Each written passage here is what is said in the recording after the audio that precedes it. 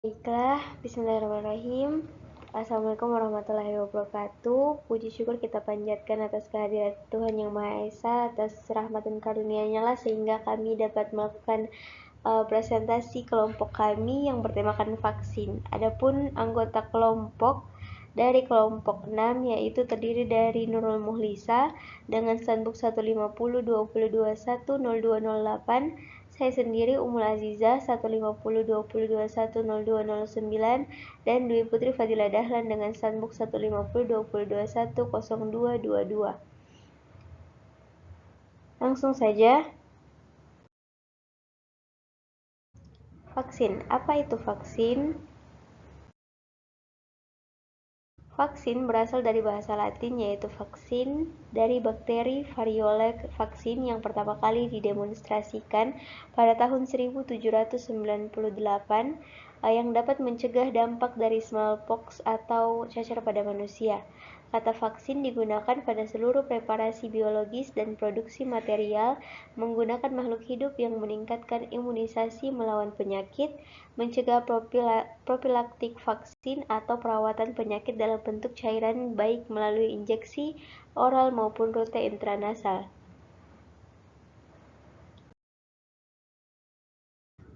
Di mana vaksin itu sendiri adalah jenis produk biologis yang mengandung unsur antigen berupa virus atau mikroorganisme yang sudah mati atau sudah dilemahkan, dan juga berupa toksin mikroorganisme yang telah diolah menjadi toksin atau protein rekombinan yang sudah ditambahkan dengan zat-zat lainnya, sehingga dapat kita simpulkan bahwa proses vaksinasi merupakan suatu proses memasukkan kuman yang sudah dilemahkan atau dimatikan atau bagian tubuh kuman untuk merangsang respons imun membentuk antibodi secara aktif untuk melawan kuman. Vaksin dapat memberikan kekebalan pada tubuh dengan cara mengenali dan melawan virus yang ditargetkan. Selanjutnya yaitu tentang patofisiologi vaksin.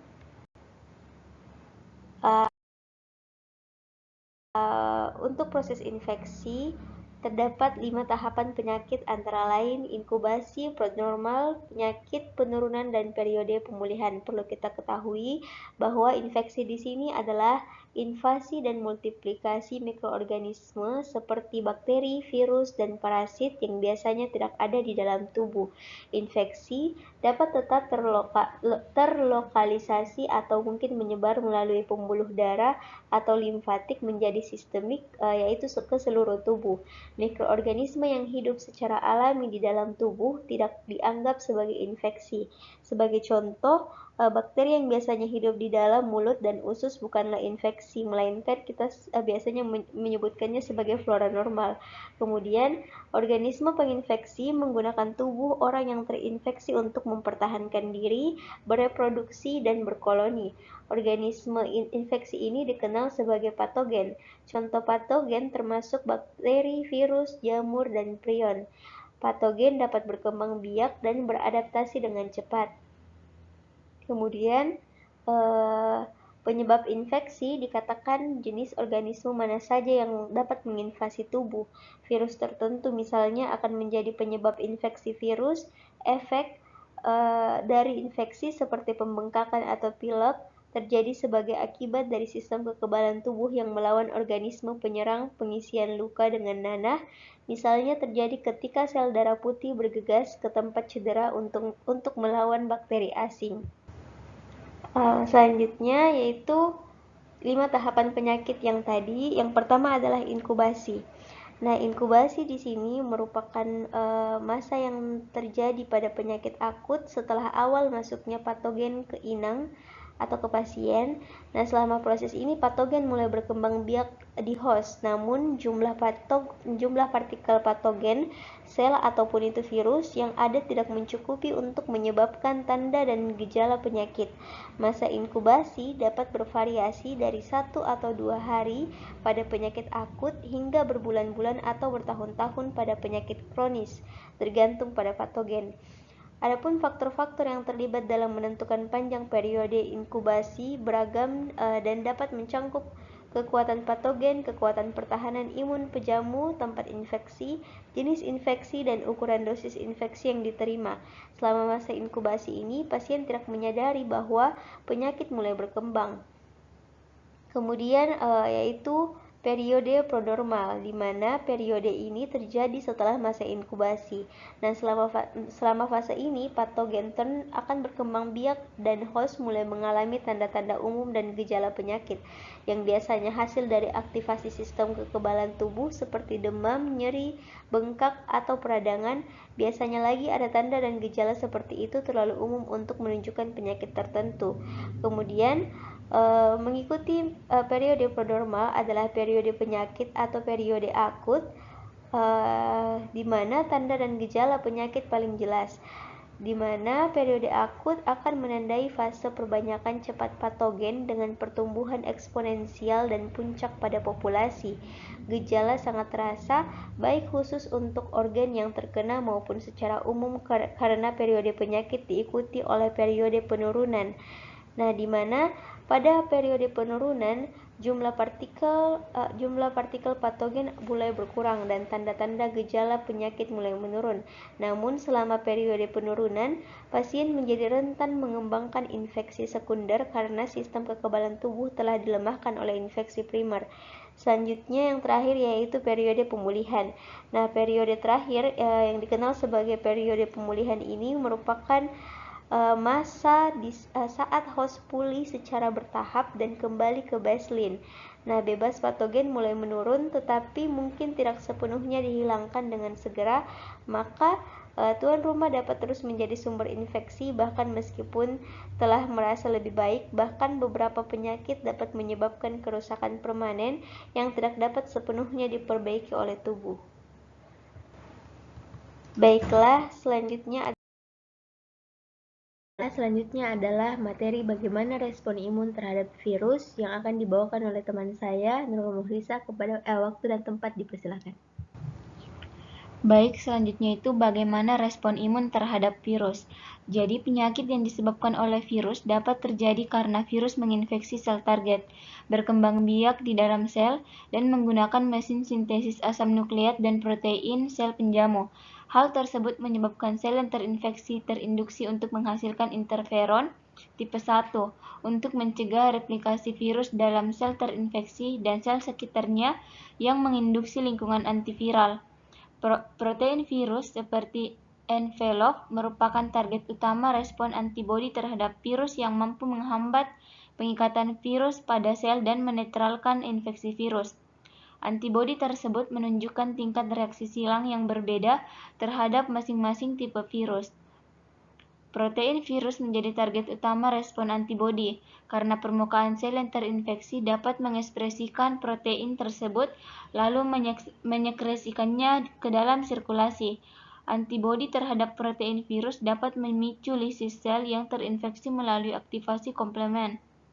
Respons sel T, CD4 dan CD8 juga tampak terhadap stimulasi berbagai protein antigen. Sel T memiliki kemampuan yang bervariasi dalam mengenali tipe virus, bergantung pada tingkat homolog epitopnya. Selanjutnya, sel T memproduksi IFN gamma, TNF alfa, TNF beta, dan kemokin lainnya, termasuk makrofag inhibitor protein. Virion masuk melalui reseptor sel penjamu dengan proses endositosis dan terjadi translasi RNA atau DNA genom untuk menghasilkan protein virus baru dalam retikulum endoplasma. Kemudian, virus dapat berikatan dengan reseptor permukaan sel. Virion masuk ke dalam sel target melalui proses endositosis, asidifikasi vesikel endositik, memandu penyusunan ulang glikoprotein permukaan envelope, fusi viral dengan membran vesikel, serta pelepasan DNA atau RNA viral ke dalam sitoplasma. DNA atau RNA genom virus kemudian ditranslasi untuk menghasilkan protein virus dalam retikulum endoplasmik. Kemudian derivat struktur membran, protein virus, dan sintesis DNA atau RNA virus yang baru berkumpul ke dalam virion imatur di dalam lumen RR. Kemudian mekanisme netralisasi virus oleh antibodi spesifik memperlihatkan bahwa pada level yang tinggi, Antibodi dapat memblok ikatan virion dengan reseptor sel target atau dapat memblok fusi sesudah fase ikatan. Namun, saat epitop rendah, antibodi dapat meningkatkan masuknya virion ke dalam sel melalui interaksi dengan Fs reseptor imunoglobin. Kemudian protein virus yang baru disintesis masuk ke jalur presentasi MHC kelas 1 dan MHC kelas 2, dan epitop peptida virus dipresentasikan pada permukaan sel dalam celah ikatan dengan molekul MHC. Molekul MHC kelas 1 akan menyajikan peptida pada sel T CD4 yang terutama menghasilkan sitokin, tetapi juga dapat melisiskan sel-sel yang terinfeksi. Molekul MHC kelas 1 akan menyajikan peptida kepada sel T CD8 yang terutama dapat melisiskan sel yang terinfeksi tetapi juga menghasilkan sitokin.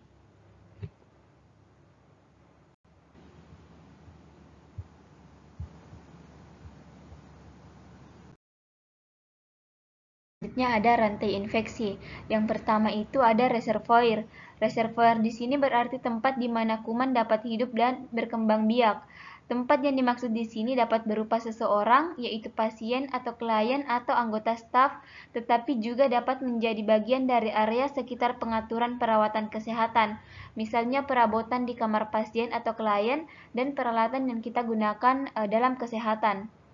Kemudian yang kedua ada portal keluar atau portal of exit. Portal keluar di sini adalah lintasan di mana kuman dapat keluar dari reservoir. Contohnya itu, seorang petugas kesehatan yang datang dan menyentuh tempat tidur, kemudian beberapa kuman tersebut akan berpindah ke tangannya. Tangan pekerja tersebut sekarang adalah pintu keluar, yakni sarana yang memungkinkan kumannya ini akan berpindah dari tempat tidur ke tempat lain.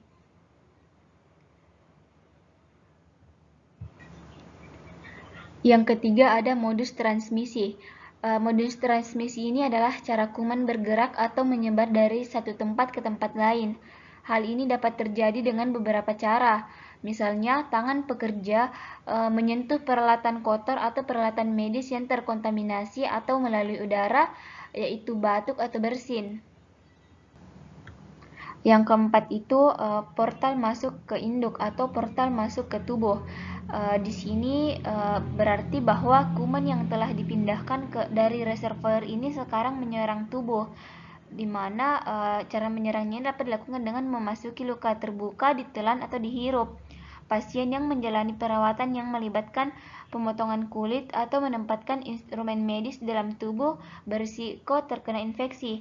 Misalnya, pasien dengan kateter yang ditempatkan ke dalam kandung kemih atau tabung pengisian dilewati di tenggorokan.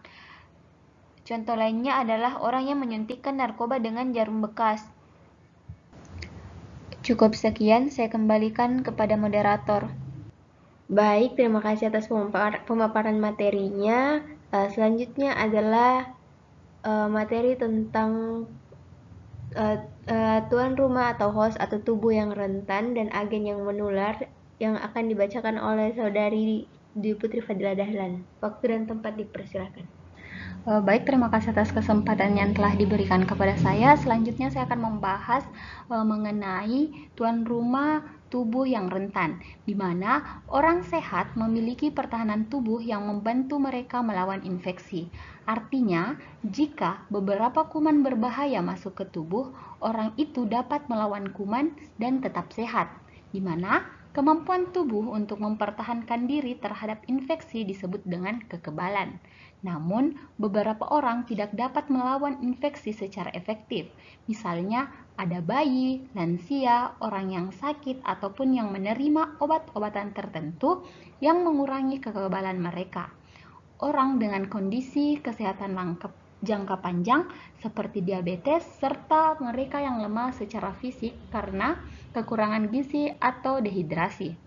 Orang-orang seperti ini merupakan penjamu rentan, yaitu mereka yang rentan untuk mengembangkan infeksi ketika tubuh mereka diserang oleh kuman.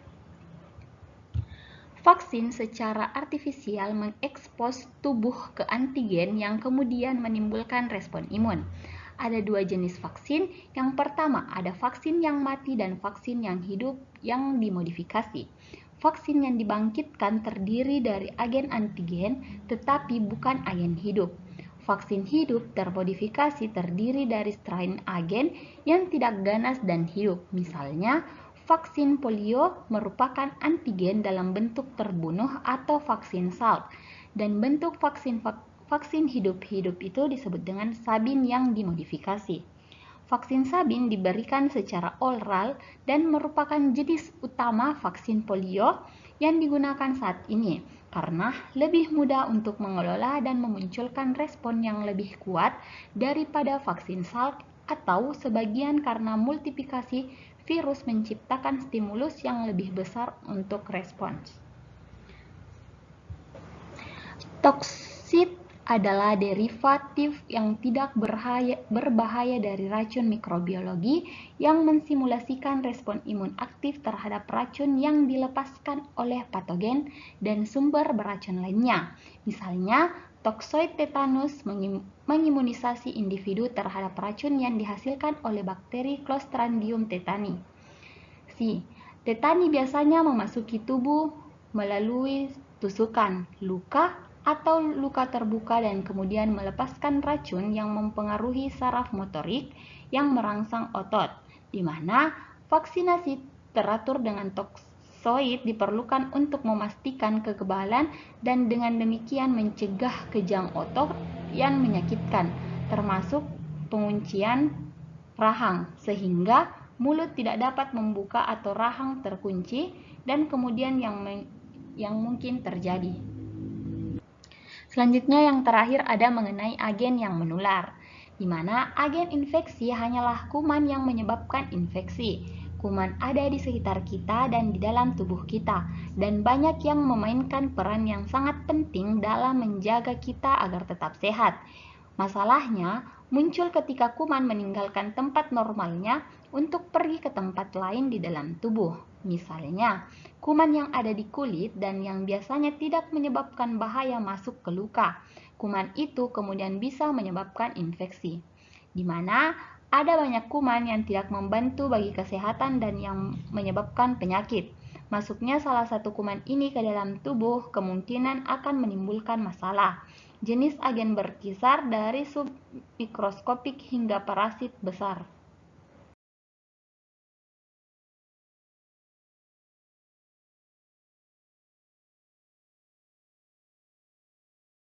Mengenai vaksin toksoid. Suntik TT atau biasa disebut dengan tetanus toksoid merupakan tindakan memasukkan bakteri tetanus toksoid yang telah dinonaktifkan. Cara ini akan membuat tubuh lebih kebal terhadap infeksi tetanus dikarenakan sudah beradaptasi membuat antibodi terhadapnya. Imunisasi tetanus toksoid penting dilakukan karena ketika pasangan melakukan hubungan suami istri pertama kali, umumnya alat kelamin perempuan mengalami luka akibat robeknya selaput darah. Luka inilah yang bisa jadi jalan masuknya bakteri penyebab tetanus. Imunisasi TT pada perempuan yang hendak menikah akan meningkatkan kekebalan tubuh dari infeksi tetanus, di mana vaksin tetanus toksoid merupakan salah satu vaksin yang diproduksi oleh Bio Farma. Vaksin tetanus toksoid tersedia dalam bentuk suspensi yang berwarna putih, mengandung toksoid tetanus murni, terabsorpsi ke dalam aluminium fosfat. Vaksin tetanus toksoid diindikasikan untuk pencegahan terhadap tetanus dan perlindungan terhadap tetanus neonatorum atau penyakit infeksi yang menyerang susunan saraf pusat bayi berusia antara 0 sampai 1 bulan, di mana mekanisme kerja vaksin tetanus dan difteri. Vaksinasi harus dilakukan oleh tenaga medis profesional dan dikonsultasikan terlebih dahulu dengan dokter. Tetanus ialah penyakit dengan tanda utama kekuatan otot atau spasme dan tanpa disertai dengan gangguan kesadaran. Penyakit tetanus neonatorum adalah penyakit tetanus yang terjadi pada neonates atau bayi yang usianya itu kurang dari 1 bulan, yang disebabkan oleh bakteri Clostridium tetani, yaitu kuman yang mengeluarkan toksin atau racun dan menyerang sistem saraf pusat, di mana kuman tersebut akan masuk ke dalam tubuh bayi melalui tali pusar yang dapat terjadi saat pemotongan tali pusar pada saat bayi baru lahir maupun pada saat perawatan sebelum dilepasnya tali pusar. Masa inkubasi 3-28 hari dan rata-rata itu 6 hari. Apabila masa inkubasi kurang dari 7 hari, biasanya penyakit akan lebih parah dan angka kematiannya akan menjadi tinggi. Dampak yang akan terjadi jika tidak melakukan imunisasi tetanus toksoid lengkap pada masa kehamilan bisa menyebabkan infeksi tetanus neonaturum pada saat persalinan. Vaksin tetanus merangsang produksi antitoksin. Secara umum, penjerapan pada aluminium hidroksida, aluminium fosfat, atau kalsium fosfat meningkatkan antigenitas. Imunisasi primer pada anak-anak usia di bawah 10 tahun umumnya terdiri dari 3 dari sediaan kombinasi yang mengandung vaksin tetanus. Dengan interval 1 bulan, untuk imunisasi primer dewasa dan anak usia di atas 10 tahun yang belum pernah diimunisasi sebelumnya dengan tetanus, 3 dosis vaksin difteri atau dosis rendah, tetanus, dan IPV dapat diberikan pada dewasa dan anak usia lebih dari 10 tahun dengan interval 1 bulan. Pada anak, vaksin DPT tidak hanya memberikan perlindungan terhadap tetanus dalam masa kanak-kanak, tetapi juga dapat memberikan dasar kekebalan untuk dosis booster vaksin tetanus yang diberikan selanjutnya pada saat masuk sekolah dan meninggalkan sekolah dan juga bila terkena luka yang terkontaminasi dengan tetanus. Dewasa yang telah mendapatkan 5 dosis cenderung memiliki kekebalan seumur hidup. Sangat jarang terjadi infeksi tetanus setelah operasi abdomen. Pasien elektif surgi harus ditawarkan imunisasi tetanus jika perlu. Penyalahgunaan obat suntik dapat mengakibatkan tetanus sehingga perlu diimunisasi. Jika belum pernah diimunisasi, diberikan dosis booster jika ada keraguan mengenai status imunisasi.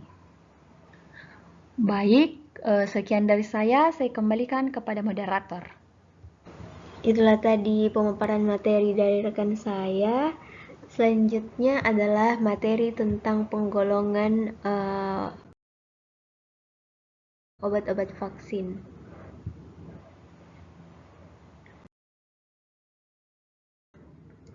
Adapun penggolongan vaksin itu terbagi menjadi 6 bagian. Yang pertama adalah vaksin mati, di mana vaksin mati ini atau biasa kita sebut sebagai vaksin tidak aktif adalah suatu jenis vaksin yang mengandung virus atau bakteri yang sudah dimatikan dengan suhu panas, radiasi, ataupun bahan kimia, di mana proses ini membuat virus atau kuman tetap utuh tetapi tidak dapat berkembang biak dan menyebabkan penyakit di dalam tubuh.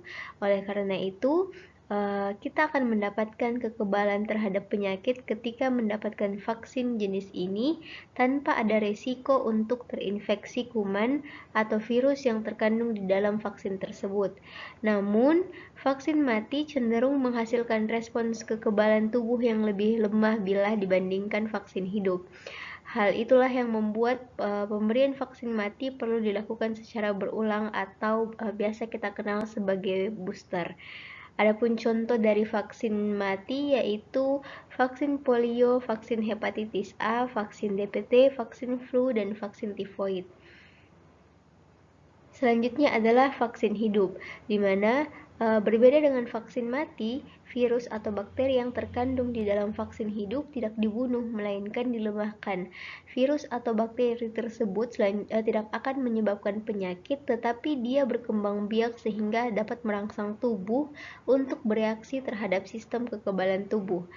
Nah, vaksin hidup dapat memberikan kekebalan yang lebih kuat dan perlindungan seumur hidup meski hanya diberikan 1 atau 2 kali.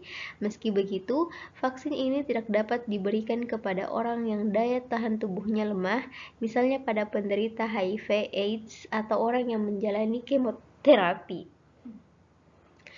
Sebelum diberikan, vaksin hidup perlu disimpan di dalam lemari pendingin khusus agar virus atau bakteri tetap hidup dengan suhu yang tidak sesuai atau mempengaruhi kualitas vaksin sehingga imunitas yang terbentuk tidak optimal.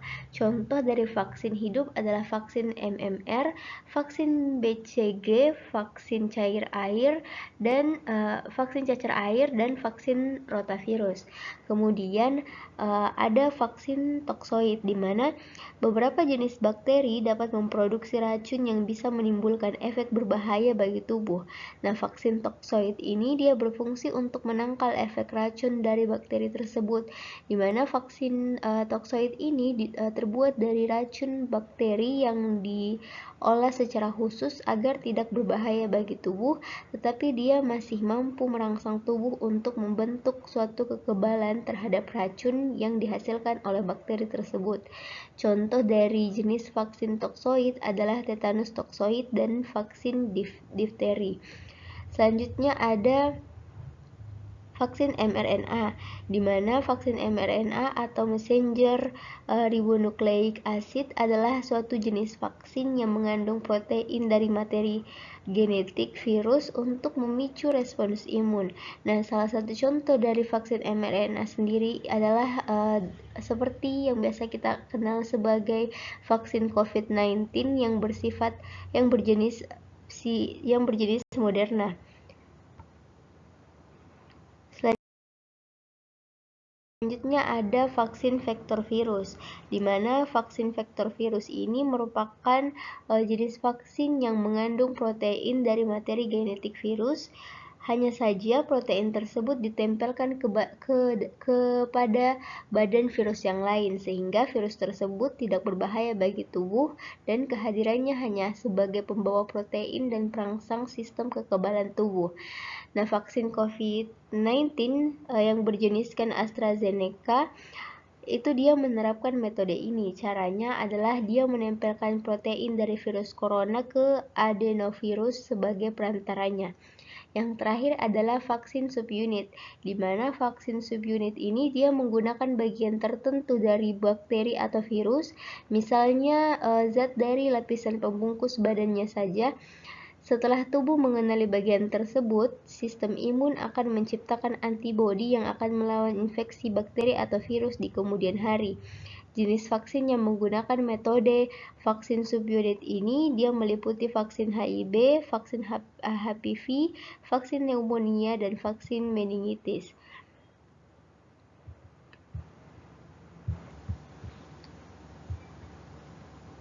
Baiklah,